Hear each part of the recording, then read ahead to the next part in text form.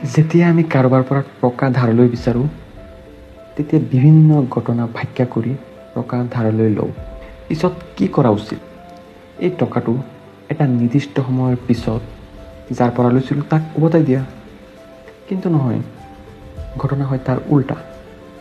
টকা ধাৰলৈ নিয়া ব্যক্তিজনে পিছত অধিকাংশ ক্ষেত্ৰত দেখা যায় টকা উভতাই দিয়াৰ কথা পাহৰিয়েই যায়। আৰু এইফালে ধাৰ দিয়া ব্যক্তিজনে তাৰ ওচৰত গৈ বাৰে বাৰে আহ্বান কৰিব লাগে যে মোৰ আজি এইটো প্ৰব্লেম, মোৰ আজি সেইটো প্ৰব্লেম, মোৰ আজি মাৰ বেমাৰ, মোৰ আজি ছোৱালীৰ স্কুলৰ ফিজ দিব লাগে, গতিকে মোৰ টকাটো ঘূৰাই দিয়া, আৰু বহুত কিবা কিবি। সেয়ে টকাত ধাৰলৈ দিওঁতে সেই মানুহজনৰ আৰ্থিক লেনদেন কেনেকুৱা, সেই মানুহজনৰ বিহেভিয়াৰ কেনেকুৱা, সেইটো চাই পিছতহে ধাৰলৈ দিব লাগে। ধন্যবাদ।